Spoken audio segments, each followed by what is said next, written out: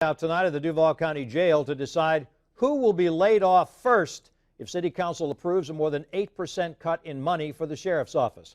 The budget debate thus moves from dollar amounts to the effect on people's lives. Channel 4's Emily Turner is joining us live downtown with the employees side of the story. Emily? Good evening, Tom. You know, we're talking about 70 or so positions, but we're talking about 58 actual people who are affected, people who have dedicated years to getting these jobs, people who may have worked here at the jail for years. It just depends. And it all came down today to a bingo ball machine, the order in which they would stay and the order in which they would go.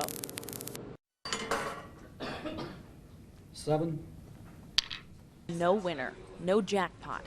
Instead, it's a game of numbers, juggling a budget that directly affects the lives of people like Chantel Scott Cook. I work every day, I pay taxes, and I have a family, and it's going to affect us. Big time, it's going to affect us, so it's really hard. Senior, police senior. 3. She is one of the 58 corrections officers who are slated to lose their jobs thanks to major budget cuts. 8. If the budget is passed as is, the Jacksonville Sheriff's Office will lose 95 officers off the street, in addition to these corrections officers.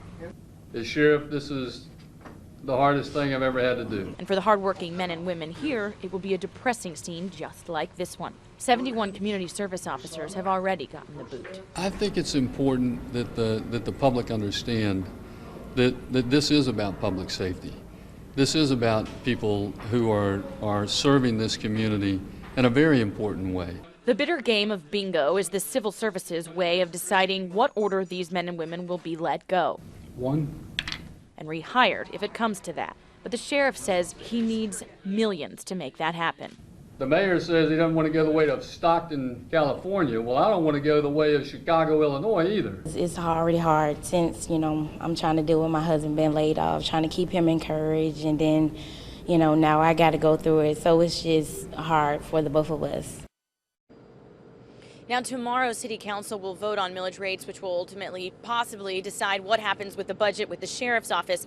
The Sheriff says he will absolutely be there to speak for his 3 minutes during the public comments portion. At the Jacksonville Sheriff's Office, Emily Turner, Channel 4, the local station.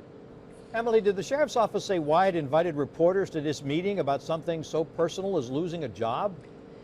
It did. I asked that question, Tom, and what the sheriff told me is that he wants the folks at home, he wants everybody to understand that these are people, that it's not just positions, it's not just money that he's having to cut, it's a person, it's a woman with a 6-year-old son and a husband who's laid off and is now going to have to go through that too, and these are people with families and lives that have depended on it, and it all comes back to the budget, and it's not just about the numbers. Tom? Emily Turner reporting live from downtown. Thank you, Emily.